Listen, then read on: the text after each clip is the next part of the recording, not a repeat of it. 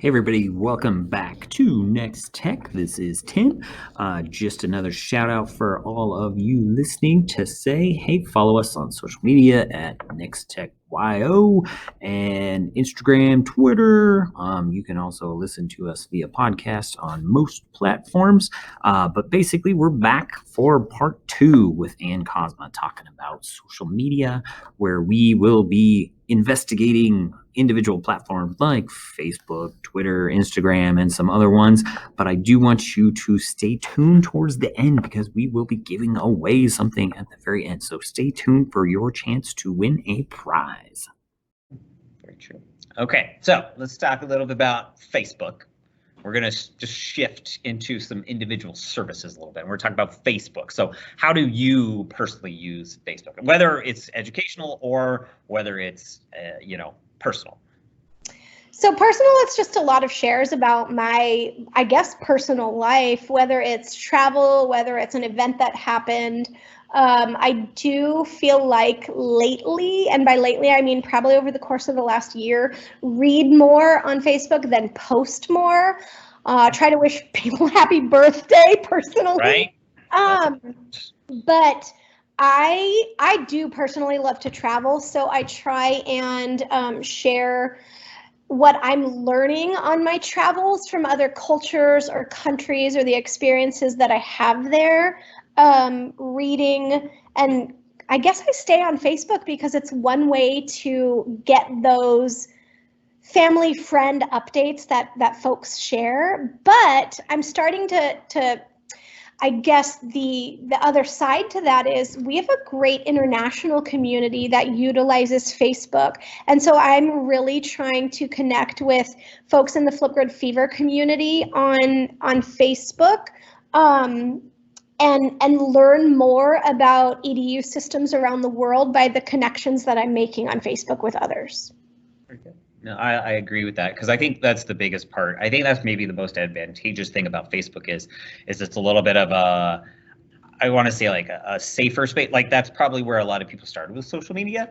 And so whether they use it as a teacher so much or not, but at least they can belong to some groups, like you said, and be connected all over the place, whether it be through like Flipgrid or Wakelet or MIEE type of community where you have a little bit more access than say some of the other services that are out there. But I mean, I think the groups are big, but like what are maybe some other advantages or disadvantages you see to Facebook, maybe educationally?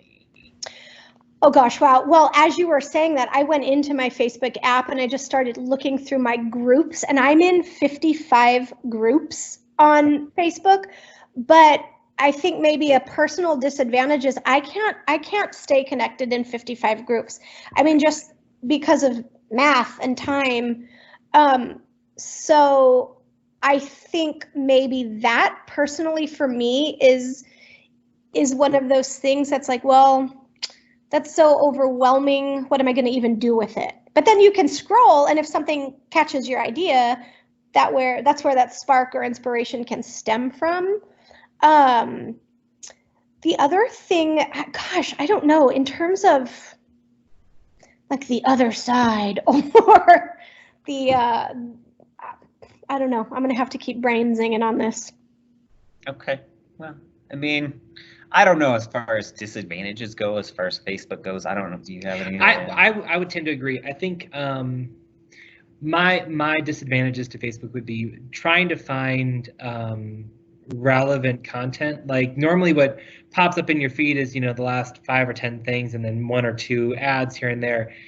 And I don't feel like I get to what's relevant, what's important to me, like I do on Twitter. Like I can open Twitter and there's going to be several hundred posts of things that I'm going to find interesting and engaging. And I find that Facebook is typically filled with reshares about articles and stuff that aren't like, look at this amazing thing. It's go read this article and do some research, or you know what I mean? It's just not, I don't feel engaged, I guess, with Facebook, and it's more of a consuming information versus on Twitter. I feel like I have an actual You engagement. I have have to a two-way stop conversation. instead Yeah. of scroll. Like I feel like Yeah. that's what I do. A lot of Facebook is just scrolling, and every once in a while you see something to stop at. But it's more personal kind of Yeah. stuff. It has nothing Yeah. to do with my teaching Yep. career. So that's a great thing that just made me think of something. As I literally am scrolling through my Facebook feed, I stopped at Holly Clark sharing in the Infused Classroom a post by Jen Geffen, Learn to Sketchnote. And that's a graphic that caught my eye. So I guess it depends on the way folks are sharing. Again, I come back to like a visual, what's going to grab my attention. And this is bite size and consumable. It piqued my attention. So maybe I'll give it some time and click into it. But if I see a lot of text on a page, I will scroll right past, because I don't know. I just, Yeah. But yeah, and I think you almost kind of do a what is the best use of my time? And if there's a bunch of content, you're like, I could read 90 other things rather than this one giant post about stuff. Like I'm gonna flip past that stuff. Like it doesn't seem relevant unless I'm doing some sort of research about that specific topic. It doesn't engage me. And I think maybe back to advantage of that necessary is like in a community, it's a great place to ask questions and get some support. Not necessarily so like you guys. I think of the Flipgrid group that we're a part of. You know, where people are bound. I think maybe they feel it's a safer place to ask a question if something's not working. Because I know some lady was asking a question yesterday about Do Ink and how to. I can't remember what her name was, but she was asking a question about how does she get it from Do Ink to Flipgrid, and I offered a suggestion just because it was like, oh, nobody had answered her post kind of thing. So I think that's a good place for Facebook if you're part of a group and you feel like it's a pretty like open place where you don't feel so much, because Twitter, you know, you're a little limited as far as like what you can ask if you go over the character limit or whatever it might be. You don't have to do like 3 or 4 posts. So I feel like that maybe is an advantage to Facebook and the group. Yeah, that's a great insight, because sometimes there is a lot of fear and intimidation in asking a question. So having those smaller subgroups in Facebook, that's definitely a positive to having a community where it's safe to take a risk or safe to say, I don't know how to do this. Can somebody help? And I do see that in a lot of the groups that I'm in. And I love that people have a smaller community where they can reach out and say, here's my hand in the sky. And people come alongside. And whether it's one answer or 30 answers, that to me speaks of a better together mindset and teachers helping teachers. Love it. And that's a great thing. I mean, I think that's what we have to embrace more than anything. Sure. On any of these platforms is to say, hey, we're out here to help. Yeah, we can we're all help in each it other. together. Yeah, we are. I love your better together hashtag. I mean, that's a great thing that applies to so much. Yeah, So for much. sure. Okay, so shifting gears to Twitter. And I know we've kind of covered Twitter a little bit already, and we know that that's one that you kind of started on educationally and other things like that. Is there anything you want to add to how you use that or your impressions of it? You said it was a little confusing at first, and I would tend to agree, because I went into it with a little trepidation kind of thing, like, I don't know what I'm supposed to do with this. And I know, like, we even did a little staff in service where we were talking about how you can use Twitter, and a lot of people were like, whoa, you know, they like push the brakes, kind of like, I don't know if I want to do that, or that doesn't sound like something I want to do. But you guys, do you have any impressions of it that you want to share that we haven't already covered a little bit? So I think the beautiful thing about Twitter is it can be used in so many different capacities, and whether that's, you know, getting an idea or being inspired by somebody else or looking for layers of support from your community, it is that place to share your story as well. Teachers on Twitter are an incredible community. And when I would tell educators about it, I always said, teachers are taking over Twitter. But that's because that's who I follow mostly teachers. So I only see the EDU side of it. And I really don't know what's on the other side of Twitter, because I don't go to the other side of Twitter often.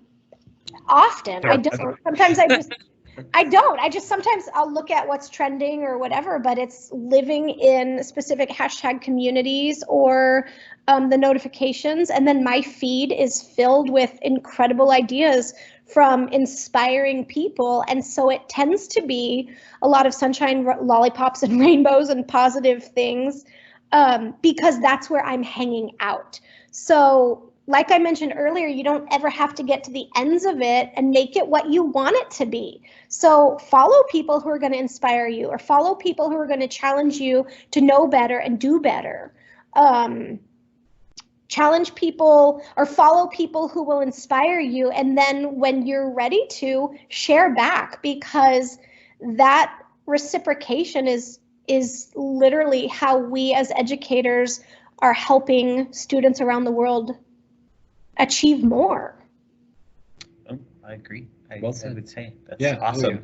And start small. Even like that's the thing that I think people get overwhelmed with. It's like you just start small and like start following, like you said, like a handful of people, even just to get those ideas flowing. Yep.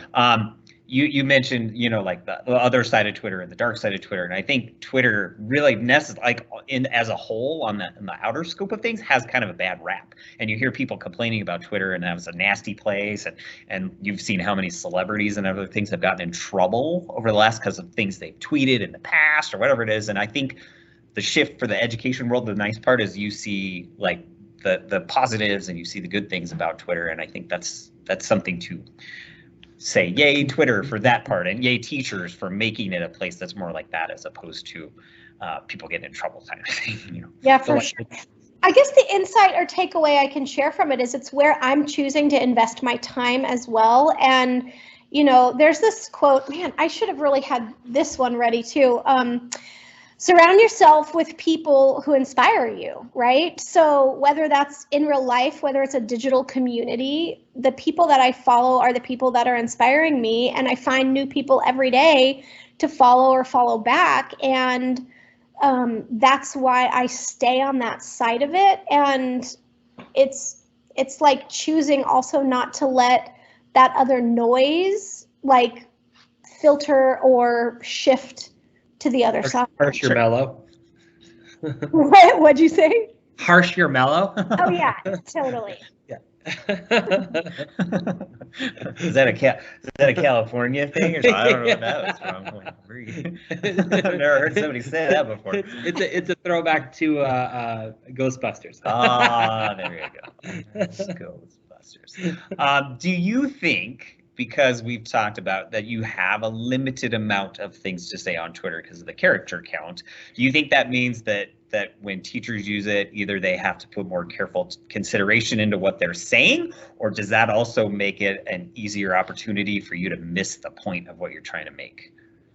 Wow, that's a good question. I think that it helps people to reframe what's most important or what's the takeaway you want people to get from something. So whether you have to be more succinct and specific in what you're sharing, that is just one way that because of a character count, you're limited. But I also see super epic threads where people are like writing incredible narratives. Like if you read through last week, one of the Humans of New York threads, there was like 11 posts that told this incredible story of a man and his wife, and that was 11 tweets. So the ability to add on a tweet if you need to add additional context, do that. I've done that before on Twitter.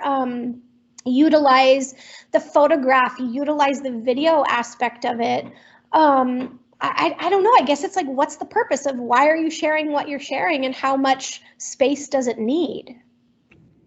One of my favorites is when people are trying to beat the character count, they throw like emojis in there. Then like occasionally I have to play the mental game of guess this emoji, and I'm like, okay, so the context of the sentence says this, and then you have the poop emoji, and I don't understand how la la la la poop like turns into a Rebus poem, right? Yeah, exactly. Solve the puzzle. Yeah. Yeah, I love emojis, but I try and put the majority of my context in text so that it's clear and right. Yeah. I mean, that's just the way my brain is wired. So I think there's beauty in the differences too. But for me, what I choose to do is share what I can and then throw a few emojis for flair in. I like the way that you do that because you infuse them well, and Yeah. it also is one of those things where you don't just scroll by. You kind of go, "Hey, what's that all about? I want to check that out. I It's wanna read it." eye-catching. Yeah, it Yeah. is. So you're doing a great job at that. So. Oh, thank you. Yeah, so like one of the things that I have down that I think is a total advantage to Twitter that I think is great for educators is Twitter chats. So like, what are your impressions on Twitter chat? So Twitter chat's how I really probably got started in my community. When I became a TOSA, we were very involved. I remember day one, Twitter chat one of hashtag TOSA chat. And that community for 4 years that I was in that TOSA role was literally my friends at my fingertips. You know, we always said, you got a friend in your pocket on your phone all the time to go to for that encouragement, support, etc.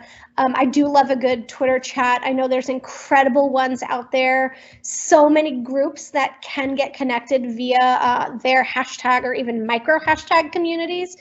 I'm just going to say right now, stay tuned, ... We've got some super cool new things coming up for the Flipgrid Fever chat. That's another community that's happening, or another, you know, our own Twitter chat that has been in existence and moderated by incredible educators like Joe and Kristen Merrill and Scott Titmus. But it's community, and a hashtag is a community in my mind. So the learning that can take place, whether it's TOSA chat, TLAP, you know, any Wakelet Wave, like all of those communities are like-minded, passionate educators who can focus on a specific subject or content related to that hashtag or platform, and then like sparkle out. I was going to say like splinter off, but then I don't want to, like, splinters can be painful. So I want to say sparkle out and just kind of keep jamming with the learn on vibe. That's awesome. Very ethereal. I like it. Yeah. Magical. Yeah. Magical dust, right? That's right. That's right. Insert the unicorn right here. Okay. Well, and those unicorns, right? I mean, Team Unicorn. right. That's right. Do you want to handle this next one? Sure. So we've seen this before. How do you deal with, you know, maybe the people that use specifically Twitter or social for bad things, like, you know, to push buttons or discussions that they don't need, or, you know, to get people's ire up? Like, how do you take a look on that? Or do you feel as like a teacher you need to filter that a little bit, or? Well, so the interesting thing is, since it's my personal social, I can choose how to engage or not engage with it. And I literally pay no attention to it and I move right on. I don't give it any space or time in my life.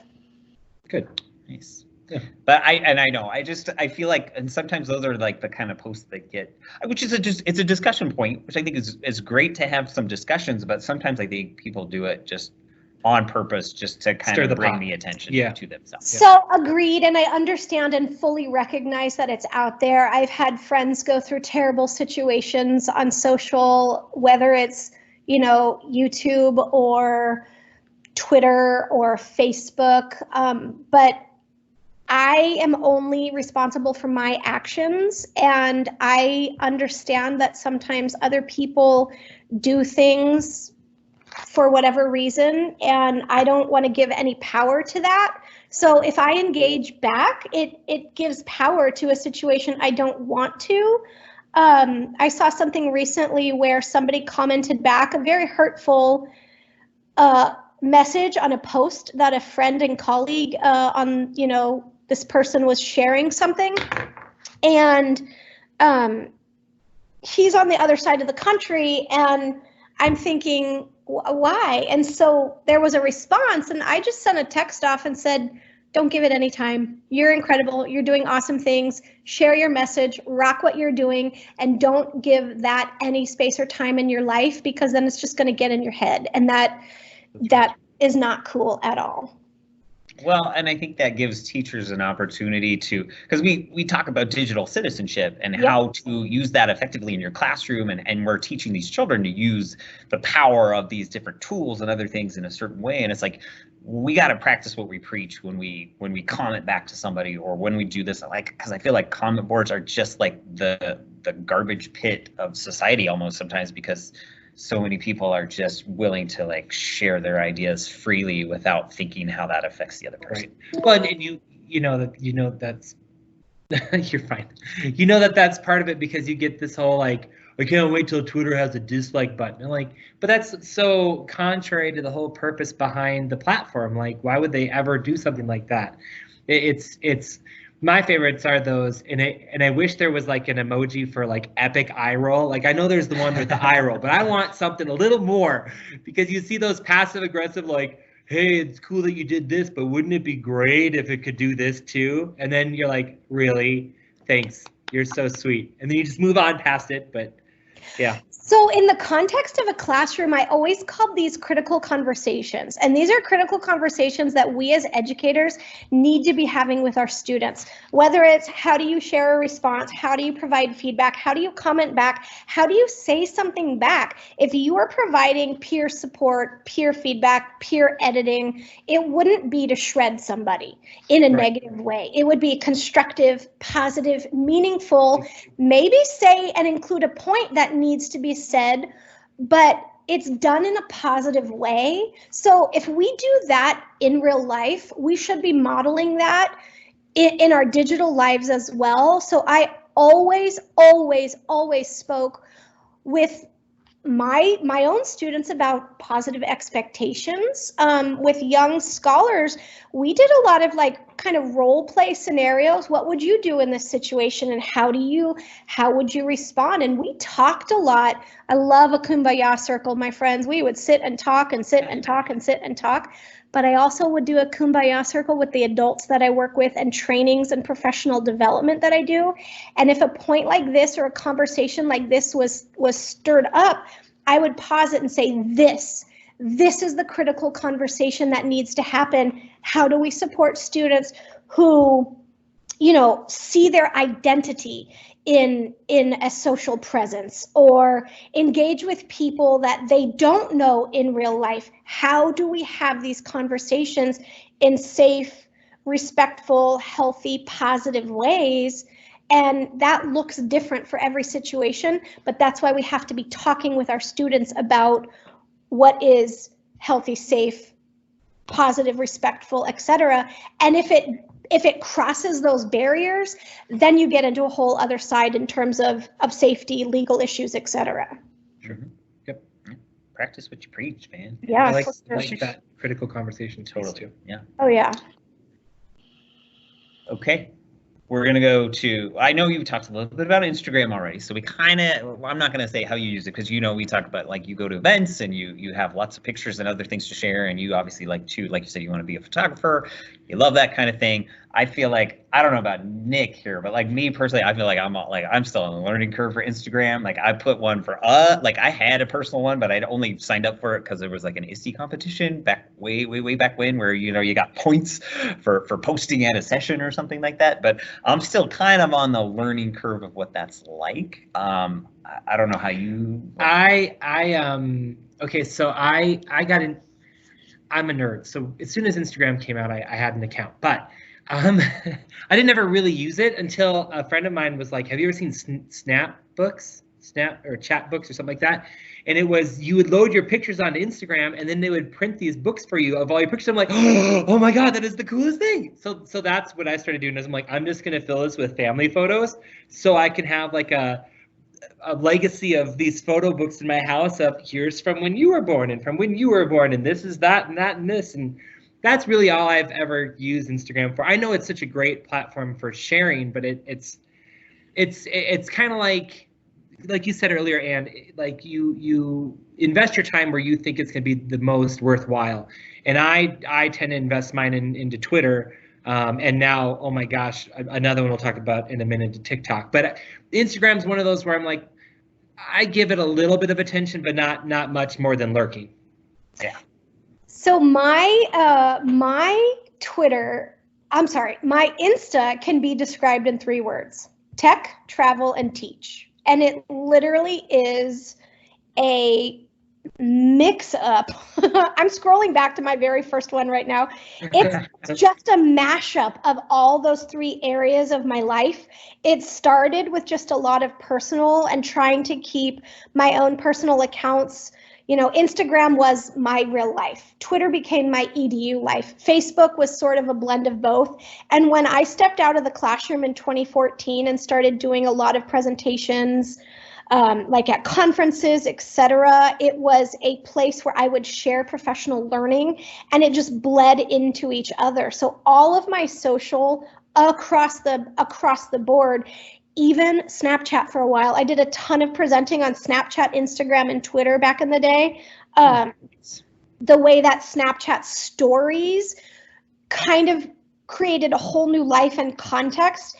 And then Instagram got stories, Facebook got stories, and it's that context that is added and brought to life in new ways. But when I started Instagram, it was pure photography, life, photos. Yep, that was kind of my goal too. And then it was also partially, this will sound conceited, but it was like, I really hope someone one day looks at some of my photos and like, wow, you're such a great photographer. But that has yet to happen. To send you some free money, right? Yeah, exactly. Yeah, my first Insta was May 16, 2012. And I didn't have any clue what I was doing. And then May 17th, I was like, oh. And then June 18th, I didn't use a hashtag until, I don't even know when, but it was literally just 2 words, one word. And it was like, what is this? It's just a way to share pictures. And now it's so much more. That's funny. So you brought up the stories, which I think is probably one of the things that I like about yours and Flipgrid is that you guys post the stories. Where do you find your inspiration for those? And then how long does it maybe take to craft one of those? Because some of them are like so many pieces, and I kind of like, how do you find time to like even put that together and like make it a nice cohesive story all from beginning to end? That's so funny. I don't know sometimes. It's just like the inspiration and what comes out in the moment. We love hopping on and giving like an insider view behind the scenes when we're at Flipgrid, studios in Minneapolis. There's a lot of fun, zany learning shenanigans that go on there. The team is so much fun, but so incredibly inspiring that I love to share our other teams beyond, the engagement team. Sure. When I'm in Minnesota, when we're at conferences, what we try to do is just hop on and share real life. And what does that look like every day at a conference? It's different. It's high energy. It's inspiring stories. It's so much fun and so much love and rooted in the celebration of the community. Sometimes there's a little bit of craft that goes into, adding some text or a graphic or putting together. Right now we have like a hidden gems challenge going on all month long. So it's adding some context to it by sharing resources. And one of the cool things is we just hit 10,000 followers on Instagram. So now we magically have that option where you can swipe up and add in a link, which is really cool in terms of providing resources. Cool. So it's different. It's different every day. But I, as somebody who uses Insta personally and somebody who helps, manage an organization account, it looks different every day, and inspiration comes all over. If you hop on it today, it's us sharing silly Valentine's greetings. Using those, really rockin' filters that are built into it. Right. Well, I like that there's IGTV and stuff on there too, because I'm trying to like throw some episodes on there. Like if we make one, like that's a nice place to share it too. So it's not just YouTube or whatever, there's another outlet. It lives longer. So the story disappears in 24 hours, but with IGTV, it'll live on and you can always reference it, the highlights on a page, the posts on a page. So that's those little nuances between platforms in terms of how long does it stick around. I like it. Very true.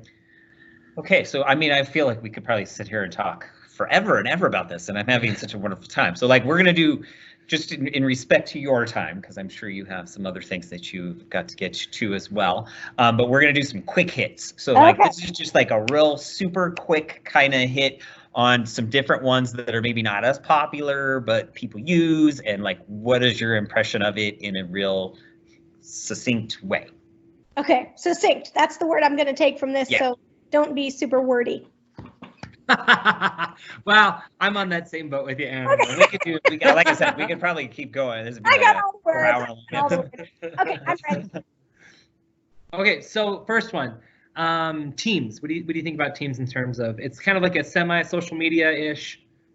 Teams Mania, one-stop shop. I use it for everything, sharing resources, collaborating, video, chat. It's my one-stop shop. I live on it every day. Okay. Cool. Pinterest. Used it years and years and years ago. Haven't touched it in multiple years. Okay. And I don't like it.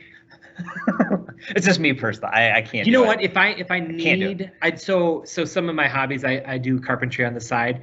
It's a great place for like, oh, you want like an end table? I can go on Pinterest. Here's a bunch of end tables you can pick from. Right. This is what I can go with. Like I do that on Instagram now. I don't do it on Pinterest anymore. I do it on Insta. Oh, see, maybe that's another use for Instagram for me. Well, anyways, okay, Snapchat. I know you touched on it a little bit ago. What do you think about that? Power of story, fun, creative. I come back to the power of story and owning your narrative.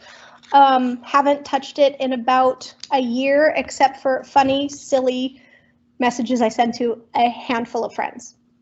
Okay. How about, I'm going to group these together. Group me or /Slack, something like that. Oh, we used Slack back in the day. Maybe have used GroupMe once in my life. Yeah, we were at the MIE underground. People were like, "Oh, I love the GroupMe." I'm like, I got out of the GroupMe. I can't do it. You people at 1 a.m. posting things all over the place, and I have like 1 million posts to read. Nope, no, can't do it. I'm out. Yeah, I don't have much experience with it, other than the Slack with Flipgrid. Way back in the day before it switched to Teams. Okay, this is one of my favorite places to lurk. How about Reddit? I don't think I've ever been on it, you guys. True confessions of me.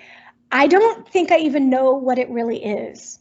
Oh, okay. Well, it's like a micro story sharing site with the ability to throw on comments, but it's way more organized. You can filter it down to like the topics that you want to just kind of thing. Okay. I missed the boat on that one. I'm on it, but like I don't usually go check it very often. So it's one of those ones where it hasn't made the lineup kind of thing. I have like a social media habit. Like I go Twitter, and then I see a couple on Facebook, because I want to go clear notifications, right? So I go Twitter, Facebook, and then I jump onto Snapchat and clear some off, and then I get on Reddit and look at the last 10 things, and then I'm like, okay, that's good. And then typically I hit onto this next one we talked about, but I think you had something to say. I don't clear my notifications. You'll see little red dots all over my screen. Oh my gosh. Well, and here's the thing. I'm notorious for not getting them cleared, but I try. I think my email is some record of 45,000 unread emails. I give up. I cleared out my phone email. It's great. There's no red circle there most days. I can get rid of it, and it was the best feeling in the entire world. Okay, my notifications. That was a summer activity. Yeah, 5,275 unread emails right now, but that's mostly personal or spam. Yeah. Yeah, and yeah. Okay, next, I'm ready. Okay. This is one that I love. Actually, it's the second half of this. But what about Twitch and Mixer? Do you ever use those platforms for anything? Okay, not yet, but I definitely am interested in a little bit of a deeper dive and more exploration on some live streaming stuff. I've had some really interesting conversations lately. My former school district had an esports team. They started up 3 years ago, and had a lot of interesting conversations about live streaming, stuff like that. So definitely something that's on my radar. I'm doing a bit of an exploration on right now. Cool. Okay. And so then finally with this, maybe not as much of a quick hit as much, but Nick mentioned TikTok earlier, which seems to be one that's kind of starting in this. And you kind of mentioned to us before we were on, I believe, something about how you haven't used it much, right? Do you have any initial impressions of it? I have never made a TikTok. I don't even know if I have the app downloaded on my phone, but I feel like every day this subliminal pressure to maybe have it on my phone and try it. And then something in my mind says, well, you can probably do what you want to do there, just do it on Flipgrid and utilize all the fun creative features within the Flipgrid camera to do the exact same thing. But I kind of think just for the sake of like research and exploration and FOMO and knowing and doing all the things, that's why I want to see it, aside from what friends post. So tell me what I need to know. Okay, so I'm by no means anything better than like a novice to intermediate. I like to use gaming terms, right? I'm not anything like advanced or grandmaster or anything at TikTok, but I use it a lot. And I think it's really cool to have, you have two different really choices. You can have like 15-second video or 30-second videos, and they're over really fast, and you can swipe through and see content that you like. And I really like that. And what's intriguing to me is I was listening to someone talk about it the other day, and I want to say I heard that TikTok now has the largest user base in terms of active users of all the social media platforms. And I don't know if the education space, I mean, you tend to come in from a not that I have a marketing background, but from a marketing perspective, you tend to want to talk where your users are. And that's where I kind of go, I wonder how much of the education space is in that realm, with them quoting things like they have the most active user base. I've seen some teachers in there talk about different things. Yeah. But it's incredibly entertaining. And I'm one of those people that like, I'm sure this has existed with other social media platforms for other people, but I've never had this issue where like, I'll start just like watching videos and then I'll look up and like, holy cow, an hour has gone by and I've been watching videos. And what's funny? Guilty as charged. My kids, like, it's almost as like addictive as like TV used to be when I was a kid, because I have 4 kids and they will like come out of the woodwork and I'll have their heads all around me and we're all watching me flip through 30-second videos on TikTok, and then I find like, oh my gosh, we all just blew an hour. Like we just wasted 5 hours of our lives on little videos. So that's where I'm like, we're going to try and push some more maybe content into TikTok, but I'd love to see more usefulness in the education space, because I think even for teachers, a 15, 30-second video that's inspirational, like get them fired up and jazzed for the morning about what they're going to do. I just think that it's a great platform to maybe start doing that level of engagement on. I agree. So like just from your perspective and what you know, because I feel like we talked about, there's a lot of, I feel like there's a lot of, I want to call it garbage, but there's a lot of stuff on TikTok that's kind of like, wow, you spend your time like making these videos and that's what you do, or you're saying the sound from somebody else's sound and you're just reenacting it kind of thing. So I'm like, how do you think teachers could tap into this resource? Oh my gosh, well, any kind of hook, any kind of engagement, like if educators are making something fun, silly, to kind of spark an idea or interest, I go back to what is an authentic way that people are utilizing digital tools in their real life. Can we use that and maximize or harness that power in any kind of EDU space? It's an authentic way to connect or provide pathways for people to use a tool they're confident in using, comfortable using, creative with using, and then throw in. Did you hear that? Yeah. That's not an earthquake in Florida. It's called blasting, and it startles me every time because it feels like the start of an 8.0 earthquake. And it's this thing called blasting that they do here in the neighborhood. So that just scared me. What are they blasting? Now I'm off on it. Yeah, it's a whole, So I like to say they're making sand. I literally just think they're blowing up rock to make sand. I don't get it, but it's an underground explosion and it's crazy. Okay, so if we harness the creativity of these tools and use them to provide like a pathway for people to share their learning, I'm all for it. I think that when we give people the opportunity to create, it transforms an entire learning experience, but the retention of information and the ownership of learning, which empowers our scholars. So if educators used that, they're either going to get a, oh, hey, that's kind of cool, or, oh my gosh, so-and-so's using TikTok to whatever. But I also think there are different tools for different jobs. And so whether it's TikTok or Flipgrid or any other creation tool, if you're using it, again, maybe it's, I don't mean for it to sound like this Pollyanna approach, but like if you use it for good, it can be an empowering tool in ways that we couldn't have even ever imagined. Sure. Well, I would love to see some more positive type content. Like you were talking about Twitter earlier, being, you know, positive, rainbow, sunshine, all that kind of stuff. I'd love to see a little bit more of that infused into something like a TikTok kind of thing. Well, and so I haven't dug into, I know, but I can imagine there's a bunch of like silliness and nonsense and just kind of fun things to watch. And I'm sure I would spend a few hours creating my own and sending it off to select groups of people and being like, haha, watch this. But if you don't get into it, Anne, before Anaheim, we have to make one. Well, I was gonna just downloaded it. I was gonna say a challenge. Like I feel like it's time for a challenge a little bit here. That's like, even better. Yeah. So we like because we don't have like our next tech version of it. Okay.